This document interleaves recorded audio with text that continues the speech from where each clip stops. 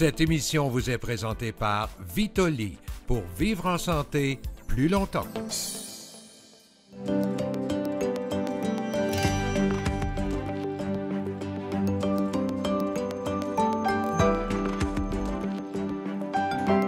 Bonjour tout le monde, bienvenue à l'émission La santé autrement, émission durant laquelle nous mettons en valeur les principes de la santé intégrative.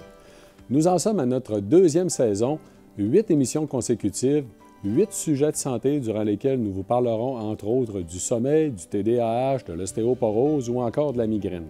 À chaque émission, j'aurai avec moi mes experts permanents de l'émission, notre médecin Dr Anne-Isabelle Dionne, notre naturopathe agréé M. Dino Alicas et notre pharmacienne Anne-Émilie Dionne. Et nous aurons à chaque émission un quatrième expert, un expert invité qui viendra approfondir le sujet avec nous pour nous permettre en fait de mieux vous informer. Et pour ceux et celles qui ne me connaissaient pas encore, je suis Éric Simard, docteur en biologie, chercheur dans le domaine de la longévité cellulaire. Je suis le président de l'Association professionnelle pour la santé intégrative et je suis aussi l'auteur de 4 livres. Donc, notre question du jour: selon vous, quel est le pourcentage de la population qui a des problèmes de sommeil? 30, 50, 70 ou 90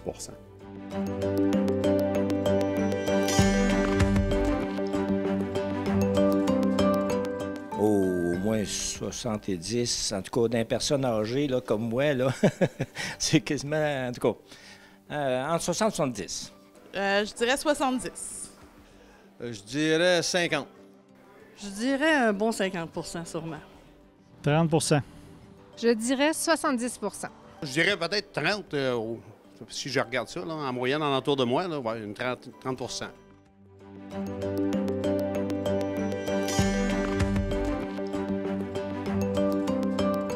Il faut avant tout définir qu'est-ce que c'est qu'un problème de sommeil. L'an dernier, au Congrès de la Société européenne de cardiologie, un chercheur a présenté des données démontrant que 9 personnes sur 10 n'ont pas de bonne nuit de sommeil. Donc, techniquement, on pourrait dire que 90 de la population qui, de façon momentanée ou de façon permanente, ont des problèmes de sommeil. Donc, c'est très, très courant. Si on va un peu plus loin, en fait, puis qu'on considère plus précisément l'insomnie, on définit l'insomnie comme étant 3 mauvaises nuits de sommeil, donc 3 nuits sans dormir durant une semaine en tant que telle, pendant au moins 3 mois consécutifs. Donc, c'est quelque chose de chronique, c'est quelque chose de très problématique. Là, on parle quand même encore de 30 de la population. Donc, aujourd'hui, comme à l'habitude, pour en parler, j'accueille avec moi Dr Anne-Isabelle Dionne.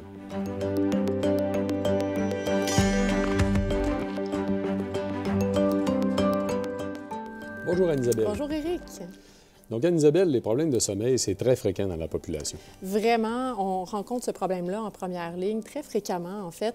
Puis, bon, je sais que tu as nommé la définition formelle d'insomnie là, au bout de 3 mois, mais les troubles de sommeil, même s'ils ne correspondent pas à la définition, sont extrêmement fréquents. Et par là, j'entends, par exemple, la difficulté à s'endormir le soir, plusieurs éveils multiples dans la nuit ou le fait de se réveiller super tôt puis de ne pas être capable de se rendormir là, très tôt dans la nuit. Le hamster qui se remet à courir. Exactement. Donc, c'est important d'essayer de comprendre qu'est-ce qui cause ça, qu'est-ce qui fait qu'on peut développer des troubles du sommeil ou de l'insomnie à long terme. Alors, ce qu'on a remarqué dans la façon dont l'insomnie s'installe, c'est qu'il y a une hypervigilance chronique qu'on peut percevoir chez les gens qui souffrent d'insomnie. Donc, on remarque que le système nerveux sympathique est très activé. Donc, le système nerveux, là, on peut le diviser en 2 catégories. C'est très sommaire, évidemment, c'est plus complexe que ça, un système nerveux, mais il y a le système sympathique qui est le système qui active le corps pour avoir une belle vitalité, un bon niveau d'énergie, être prêt à courir, se sauver en cas de danger. Donc, ça fait augmenter le rythme cardiaque, la pression, ça fait augmenter les facultés cognitives. À l'inverse, le volet plus parasympathique qui s'occupe plus des fonctions vitales de base, qui se passe un petit peu en back-end de toutes les fonctions dont le système sympathique est responsable. Et c'est le système d'ailleurs qui, lorsqu'il est un peu plus prédominant, est responsable de l'état plus de repos, donc qui est inversement pas du tout présent quand le système sympathique est trop important, est trop présent. C'est possible que ça se combatte entre eux. En fait. Exactement. En fait, il y a toujours un équilibre entre les deux, parce que le corps nécessite que les deux cohabitent normalement, mais quand il y en a un qui est un petit peu plus largement sollicité, c'est là qu'on voit apparaître des signes d'hypervigilance ou de suractivation sympathique. Alors, chez ces gens-là, naturellement, bien, la sensation d'endormissement est très longue à venir le soir parce que c'est comme si on avait envie de faire toutes sortes d'autres choses ou de s'activer en mode survie pour être compatible avec ce que les signaux neurologiques nous envoient. À l'inverse, en se réveillant plusieurs fois dans la nuit, on a envie de se lever ou de terminer notre nuit. Et c'est aussi ce qui est responsable du fait que les gens sont capables de rester debout puis d'effectuer leurs tâches quotidiennes malgré 2, 3, 4 heures de sommeil pour certains, chroniquement. Alors, c'est quand même assez intéressant. Puis il y a une autre chose aussi qu'il faut s'assurer de dépister pour les gens qui ont des problèmes de sommeil, c'est ce qu'on appelle le syndrome d'apnée du sommeil. On sait que les gens qui font des pauses respiratoires, ils ont tendance à ronfler ou, par exemple, ceux qui ont des montres intelligentes ou qui portent des dispositifs qui mesurent la saturation durant la nuit ont tendance à chuter. C'est un phénomène qui est très présent dans l'apnée du sommeil. Les gens, des fois, qui ont un surpoids, qui ont un gros cou, qui ont une mâchoire un peu plus reculée, sont plus susceptibles de voir leur voie respiratoire collabée ou rétrécie pendant le sommeil et donc l'oxygène, l'air rentre vraiment moins bien. Et ça donne une très, très mauvaise qualité du sommeil. Tout à fait. C'est des gens qui passent leur temps à se réveiller. Mais en fait, c'est que le corps ne veut pas tomber endormi parce qu'il manque d'oxygène. Exactement. Mais imagine-toi, si tu étais dans le fond d'une piscine pendant 8 heures de temps, puis là, tu pouvais juste aller respirer une fois de temps en temps, puis tu retenais ta respiration pendant 1 minute. Là, au bout du 8 heures, là, tu serais épuisé complètement. Ton corps serait effectivement en hyper vigilant, en mode survie, à vouloir toujours avoir de l'oxygène. Donc, c'est un petit peu ce qu'on retrouve chez les gens qui passent une nuit après un syndrome d'apnée du sommeil qui n'est pas traité ou diagnostiqué. Ils vont avoir des hormones du stress très élevées dans leur sang et il va y avoir une très mauvaise qualité du sommeil. Donc ça, c'est extrêmement important. C'est présent chez une très bonne proportion de la population et vraiment sous-diagnostiqué aussi. Donc, c'est important de le diagnostiquer si vous pensez au moins souffrir de ça.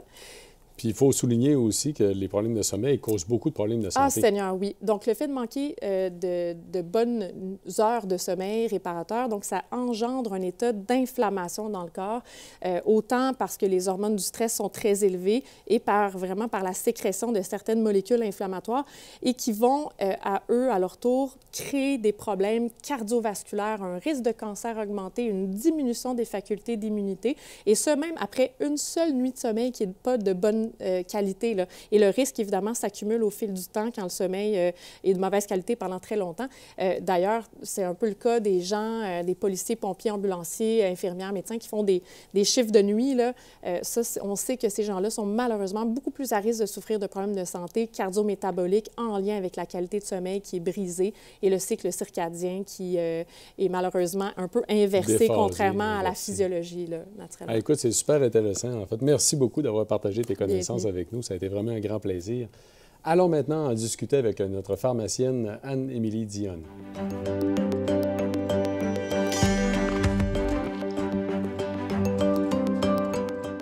Bonjour Anne-Émilie. Bonjour Éric. Donc Anne-Émilie, si on parle de problématiques de sommeil en disant que ça touche la vaste majorité de la population, tu dois voir passer beaucoup de prescriptions. Écoute, ça fait partie, je dirais, à peu près de 50 des consultations. Éric, c'est assez impressionnant. Puis moi, quand je suis devant justement un patient qui me remet une ordonnance d'un médicament pour dormir, bien, mon rôle de pharmacienne nécessite toujours que je questionne d'une part sur est-ce qu'il y a une cause secondaire à cette insomnie-là.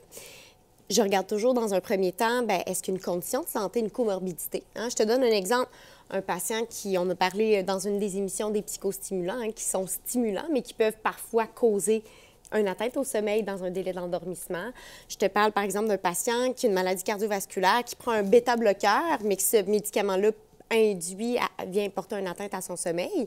Un patient qui prend un diurétique pour contrôler son hypertension artérielle, mais qui va uriner souvent la nuit et donc ça vient nuire à son sommeil. Donc, c'est sûr que si on est capable de travailler sur la condition de santé ou la comorbidité, on va travailler à la source. Ça pourrait être aussi la douleur, les symptômes de ménopause. Des reflux gastro-œsophagiens, les symptômes de la ménopause. Écoutez, on pourrait s'attarder sur de multiples causes, ça c'est clair. Deuxième chose, je questionne aussi sur la prise de certains médicaments. Parce que oui, il y a des médicaments qui peuvent induire des problèmes de sommeil. J'en ai parlé un petit peu. J'attire votre attention même sur certains types de somnifères, certains types de benzodiazépines et d'hypnotiques qui vont jouer sur les phases de sommeil profond. Donc, qui vont diminuer l'atteinte d'un sommeil profond de stade 3 à 4, qui est le sommeil qui nous permet de régénérer, qui est récupérateur. C'est important d'en parler de ça, parce qu'il y a beaucoup de gens que, parce qu'ils prennent des somnifères, ils pensent qu'ils dorment bien, Mais c'est pas vrai, en fait, parce que là, ils n'ont pas... La phase la plus importante du sommeil est coupée généralement par les somnifères. Moi, j'ai vu des gens qui m'ont dit, entre autres, qu'en arrêtant les somnifères, se sont remis à rêver. Tout à fait. On passe par différents cycles de sommeil durant la nuit qui durent tous autour de 90 minutes. Et donc, des médicaments viennent jouer, par exemple, parfois sur le sommeil paradoxal, parfois sur le sommeil profond. Donc, on pense qu'on s'aide en le prenant. On a la sensation d'avoir bien dormi en se levant la nuit, mais finalement, est-ce qu'on a bien récupéré? Pas tout le temps. Puis en fait, c'est déconseillé pour une grande partie de la population. Hein. J'ai vu une étude qui mentionnait, entre autres, les benzodiazépines puis benzo-like. En fait, sont déconseillés, aucun usage justifiable après 65 ans. Oui, tu parlais des benzo-like, hein, qu'on appelle dans notre langage, dans notre jargon, des hypnotiques, des e-drugs. Le Zopiclone, par exemple, le Sublinox, le Lunesta. Je te donne quelques exemples. Donc, effectivement, c'est des médicaments qui ont leur lot d'effets secondaires, hein, qui ont été associés, effectivement, on parle des benzodiazépines, entre autres, à des risques cognitifs. Hein, chez les personnes plus âgées, c'est des médicaments qui peuvent causer des étourdissements, hein, donc un risque de chute augmenté, effectivement. Donc, c'est tout ça qui est à considérer. Notre travail de pharmacien aussi, c'est d'encourager de plus en plus la déprescription, hein, de ces molécules-là, pour lesquelles les gens se sont habitués. Hein, lorsqu'ils prennent ça depuis des nombreuses années, hein, des vingtaines, quarantaines d'années, c'est un travail difficile, mais qui, la plupart du temps, Éric, c'est impressionnant de voir à quel point les patients, en faisant une titration graduelle, réussissent à retrouver. Ça, c'est intéressant que tu en parles, parce que je sais, en fait, que la majorité des gens sont réticents même à en parler aux pharmaciens. Il y a comme une gêne, en fait. D'un, souvent, les gens âgés, ils vont avoir tendance à avoir peur de déranger. Qu'eux autres, ils ne veulent pas, en fait, trop prendre de votre temps. Puis chez les autres, bien, c'est comme s'ils ont peur que s'ils essaient de parler au pharmacien d'arrêter un médicament, vous ne soyez pas d'accord. Il faut se le dire. Tout à fait. Je pense que quand on parle d'insomnie, il y a une différence entre traiter une pathologie qui nécessite d'être traitée et traiter un symptôme, une pathologie, une condition qui peut très bien être prise en charge autrement. Donc, évidemment, on est là pour accompagner les gens dans la déprescription de ce qui n'est pas nécessaire. D'ailleurs, Éric, là, les médicaments pour dormir, là, parfois peuvent réduire le délai d'endormissement d'à peine 10 minutes et le temps total de sommeil d'autour de 10, 15, 20, maximum 30 minutes. Donc, c'est pas ce que tu des dis là, options miraculeuses. C'est ça, c'est que souvent, c'est pas très efficace non plus.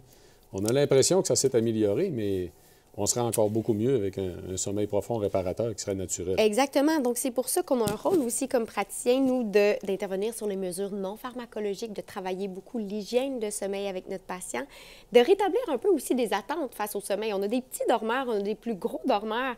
C'est quoi l'habitude de sommeil normale, là, entre 7 et 9 heures? Donc, est-ce qu'on, parfois, la personne se fait des fausses croyances d'un besoin réel de sommeil? Et ensuite, on pourrait parler longuement de toutes les habitudes d'hygiène de sommeil, dans la routine du sommeil à avoir, éviter les écrans, l'exposition à la lumière bleue, pratiquer une activité physique, hein, dans la journée pour accumuler de l'adénosine, pour avoir un sommeil qui est plus facile, qui est plus facile à induire. Donc, écoute, il y en a beaucoup de facettes à considérer. Dans tous les cas, je pense que le pharmacien est bien instruit à ce niveau-là, puis le patient peut facilement lui demander des conseils dans ces contextes. C'est ce qu'on va retenir, en fait. Avant tout, parlons-en à notre pharmacien, justement, pour essayer d'être accompagné. Si on veut essayer d'arrêter des somnifères, c'est extrêmement important. Puis vous êtes là pour ça aussi. Exact. Puis même aider sur les autres facettes en parallèle. Allons en parler justement aussi avec notre naturopathe agréé de l'émission, M. Dino Alicas.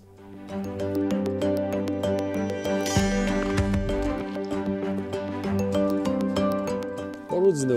Bonjour Éric. Très heureux de revenir pour une nouvelle saison avec toi. C'est vraiment agréable. C'est vraiment un grand plaisir.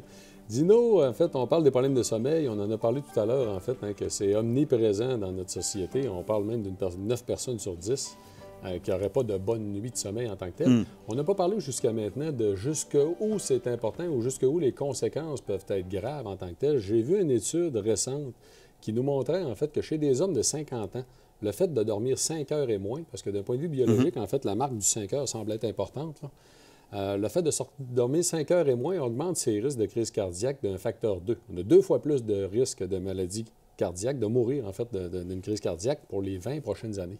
C'est un risque aussi important, en fait, qu'un diabétique de type 2. C'est majeur. Puis il y a une étude qui a été... Bien, c'est observationnel, mais il y a un spécialiste du sommeil qui s'appelle Matthew Walker, qui est, je pense que c'est Berkeley, c'est une université californienne, qui disait que chaque année, lorsqu'on perd 1 heure, il y a une augmentation des infarctus du myocarde de 22 %. à travers le monde. Puis là, on parle de milliards de personnes qui perdent une heure avec le recul le lendemain, donc dans les 48 heures qui suivent. Et lorsqu'on gagne une heure, il y a une diminution du même nombre, à peu près 22-23 du nombre d'infarctus. Même chose pour les accidents d'automobile et des suicides. Donc, l'impact du sommeil est instantané, pas juste reporté sur 3, 4, 5 ans. Évidemment, ça empire les choses. On peut avoir des troubles de santé mentale, cardiovasculaire.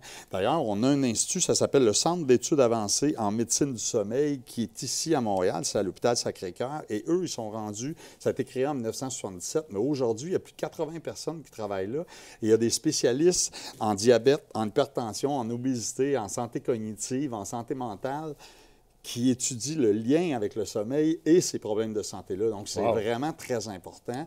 On va sûrement en parler dans d'autres émissions durant la saison, mais clairement, si on prend la santé métabolique, on peut devenir résistant à l'insuline, développer du diabète. Il y a beaucoup de choses qui sont liées au sommeil.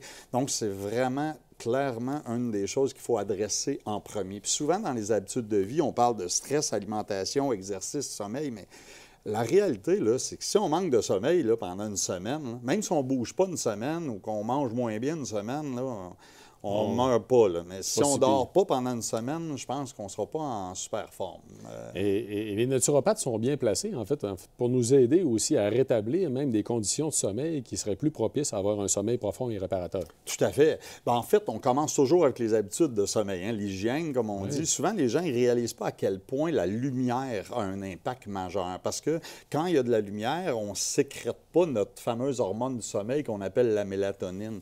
Donc, il faut vraiment qu'il fasse noir. Il y a de plus en plus de gens qui vont dormir dans une chambre complètement noire. Souvent, je dis aux gens, avez-vous déjà remarqué que dans un hôtel, là, vous dormez très, très bien? Il y a des rideaux jusqu'au plafond, très, très opaques, puis on ne sait pas s'il est 8 h, 9 h, midi, 1 h.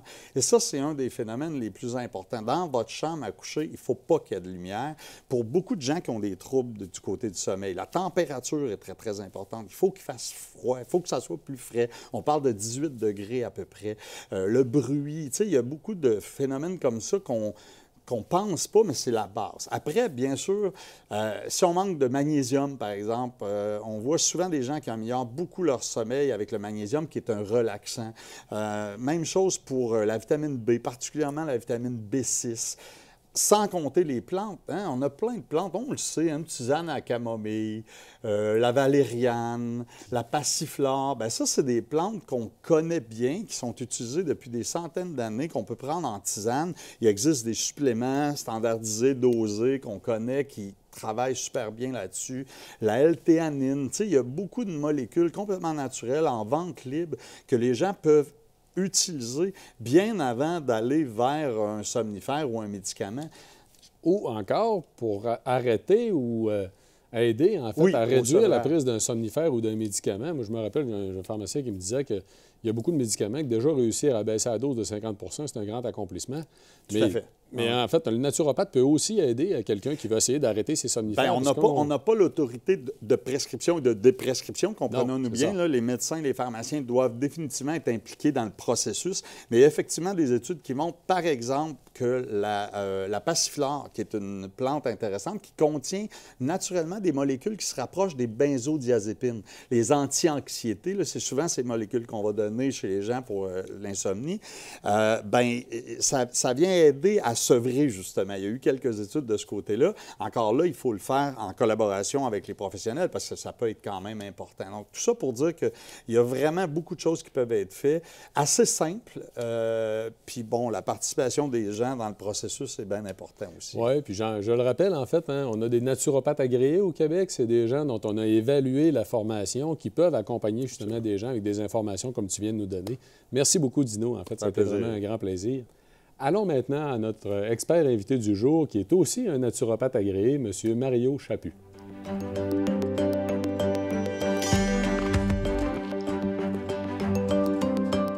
Bonjour Mario. Bonjour Éric. Merci beaucoup d'avoir accepté notre invitation à l'émission pour venir parler des problèmes de sommeil. Mario, d'entrée de jeu, je voudrais mentionner, en fait, tu es naturopathe agréé. Absolument. Tu as écrit 9 livres jusqu'à maintenant. Déjà. Dont un sur le sommeil. Absolument. Et tu es en train d'écrire le 10e. Oui. Donc, aujourd'hui, on va parler bien sûr des problèmes de sommeil. Il y en a beaucoup. Ce qui m'intéresse beaucoup dans ton cas, c'est que tu as une grande expérience. Tu as accompagné beaucoup de gens, en fait, qui ont eu des problèmes de sommeil. Puis tu me disais même que 9 personnes sur 10 arrivent à ton bureau, en fait, demandent conseil, puis ils prennent déjà des médicaments. La plupart du temps, c'est le cas.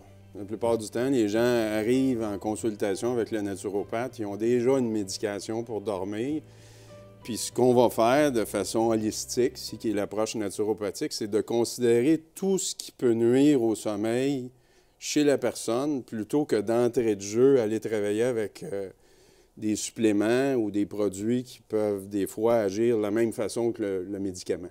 On va tenter de regarder la personne, est-ce qu'elle ventile bien la nuit, elle a-tu des allergies, elle souffre-tu de rhinite, elle fait-tu de l'apnée, est-ce qu'elle a des problèmes d'hypoglycémie même ou de chute du taux de sucre sanguin sur les petites heures du matin qui font en sorte que les gens se lèvent sur l'adrénaline. Quand le taux de sucre baisse, l'adrénaline embarque, puis tu te réveilles un peu avec le besoin des fois d'aller manger. Puis on va travailler souvent tout ce qui peut se rattacher à un sommeil de mauvaise qualité de façon complémentaire à la médication. Puis les gens, bien, de concert avec leurs pharmaciens, leurs médecins, bien, viennent à bout, à force de travailler comme ça, améliorer l'hygiène du sommeil, de réduire le besoin de médicaments, puis des fois, éventuellement, de remplacer par d'autres avenues. Oui, parce qu'il faut se le dire, en fait, juste réduire le dosage ou réduire la fréquence d'utilisation des somnifères chimiques, c'est déjà un gain. Oui. Même si on ne l'arrête pas complètement, c'est déjà un gain. Un gain pour la qualité et l'architecture du sommeil normal, parce qu'on sait qu'avec des médicaments, vous en avez parlé, on n'a pas une architecture du sommeil qui est parfaitement normale. Les phases de sommeil profond, de sommeil avec rêve sont un peu perturbées. Donc, quand on peut retrouver ne serait-ce qu'une nuit sur 2, une nuit sur 3, un sommeil avec une architecture normale, bien, le système nerveux récupère mieux. Je suis curieux là, par rapport à ça. En fait, tu dois avoir des commentaires des gens, entre autres, qui se sont remis à rêver, que le matin sont moins fatigués, qui ne sont pas chambranlants quand ils se lèvent la nuit. Absolument. Absolument. Ça, en fait. Le rêve est capital à la récupération psychologique, comme le sommeil profond est capital à la récupération physique. Puis quand on escamote ces phases-là du sommeil, on ne peut pas arriver frais dispo le lendemain matin. Si je te demandais, en fait, d'après toi, la problématique la plus importante, là, est-ce que les gens... à travers les gens que tu vois qui t'aident, en fait, peut-être le conseil que tu as qui corrige le plus de problématiques? Bien, disons que ça serait... le conseil numéro 1, souvent, il n'est pas tellement naturopathique. Il emprunte un petit peu à la psychologie. C'est d'essayer d'amener les gens à éviter d'aller se coucher en voulant trop dormir. Le sommeil, c'est une fonction qui est gouvernée beaucoup par le système nerveux parasympathique. C'est un système nerveux, on dit, qui est autonome. Donc, il n'y a pas besoin qu'on essaie de lui dire quoi faire. Quand on va se coucher en voulant dormir, c'est le début de la fin. Fait d'essayer d'amener les gens à réaliser que je vais me coucher, je vais me reposer, puis probablement que je vais dormir, ça sera un bonus. C'est déjà un gros pas de fait quand les gens peuvent commencer à éviter d'aller se coucher avec le stress de dormir. Ce qui fait en sorte que des fois, les gens vont s'endormir au salon, ils arrivent dans leur lit, ils tombent stressés, ils ne dorment plus. Ah non, écoute, c'est extrêmement intéressant. Je connais beaucoup de gens qui font ça. En fait, c'est comme ils sont stressés d'essayer de dormir. Oui, absolument. Fait que là, il faut essayer justement, au contraire, de garder à l'esprit qu'on va relaxer, que c'est une période qui va nous permettre de récupérer, en fait, de lâcher prise. Exactement. Là, on va voir. Mais outre ça, tu as beaucoup d'outils aussi hein, dans ton... Oui, absolument. Comme naturopathe. Oui, absolument. Ne serait-ce que pour rebalancer les fonctions du système nerveux sympathique, parasympathique. Il y a des outils qui n'ont absolument aucune interaction qui peuvent être utilisés. Le manganèse, le cobalt en oligothérapie qu'on utilise souvent de façon complémentaire aux médicaments parce qu'on agit sur plusieurs mécanismes complémentaires du sommeil, entre autres l'équilibre du système nerveux sympathique-parasympathique. Ah, ça, c'est intéressant. Intéressant parce qu'on entend très peu parler. C'est le fun, en fait. Je suis vraiment content, hein, Mario, que tu aies accédé à venir à l'émission puis que tu nous montres aussi qu'il y a beaucoup de choses qu'on peut considérer. Avant tout, il faut être bien accompagné. Je le dis souvent, le conseiller fait le conseil. Hein? Oui, absolument. Fait qu'on a des naturopathes agréés au Québec, je le répète. Merci beaucoup d'avoir été avec nous à l'émission. C'était vraiment un grand plaisir. Nous allons maintenant à la conclusion avec nos experts permanents.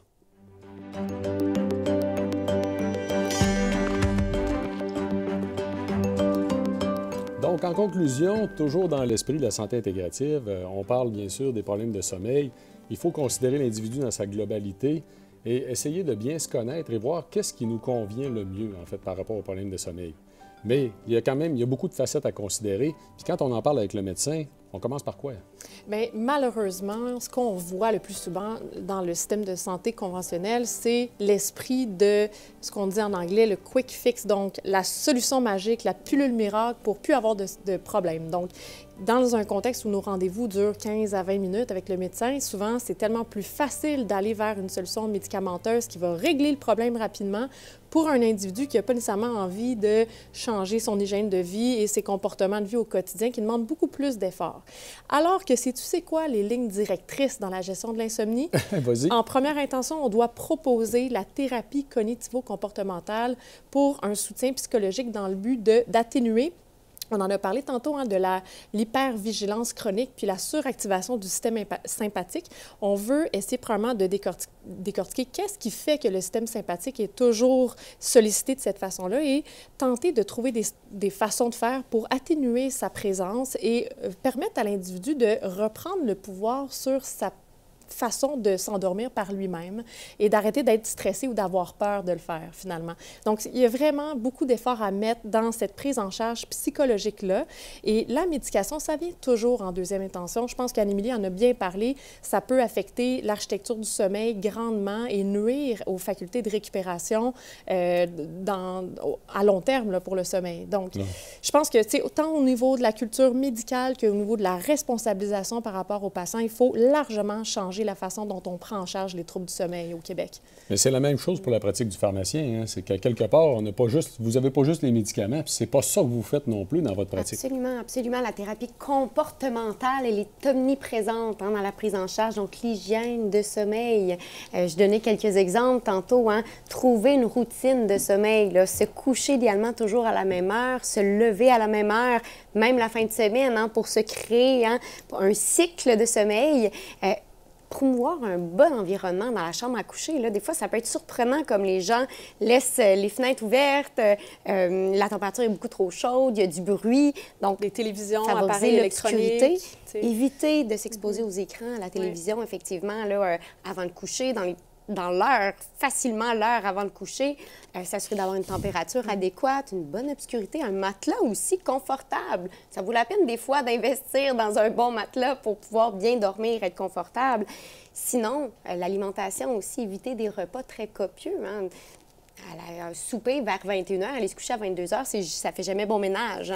Donc, on va essayer de prioriser l'activité physique puis les repas un petit peu plus tôt dans la soirée, dans la journée. Et donc, favoriser là, vraiment une période de relaxation pour préparer son corps à l'endormissement.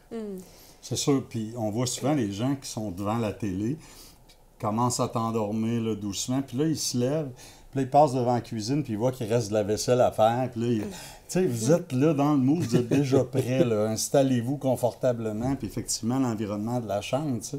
Puis en naturopathie, bien, c'est sûr qu'il y a plein d'outils. Il y a des choses que Mario a nommées, on en a parlé un petit peu, mais il y a des plantes extraordinaires. Je pense à la valériane, puis je pense qu'il y a beaucoup de gens qui connaissent cette plante-là. Bien, il y a plus de 60 études qui ont été publiées sur cette plante-là qui contient des molécules qui peuvent favoriser l'endormissement ou le maintien de l'endormissement. On pense au pavot californien. Il y a des plantes qui ont vraiment démontré une efficacité. Bien sûr, on a parlé de magnésium puis d'autres choses qui soutiennent notre système nerveux, mais il y a des petites techniques comme ça qui peuvent aider au sevrage, à l'accompagnement. Il faut faire attention, bien sûr, de ne pas avoir d'interaction. Le pharmacien est là, les naturopathes sont bien formés généralement au niveau des produits de santé naturelle. Fait que c'est juste une question de encore une fois, d'être assez global puis de regarder le portrait dans l'ensemble, comme tu l'as bien dit au début, Eric. Oui, effectivement, en fait, quel beau sujet de santé intégrative pour comprendre que c'est important de considérer la globalité de l'individu, mais tout ce qui influence aussi de l'extérieur. Donc, merci beaucoup, en fait, pour vos explications. Merci à la maison d'avoir été des nôtres. Ça a été un grand plaisir, comme à l'habitude. Nous vous invitons à partager l'émission avec les gens que vous connaissez, vos amis, de façon à faire rayonner la santé intégrative au Québec. La semaine prochaine, nous vous parlons du microbiote intestinal. À bientôt.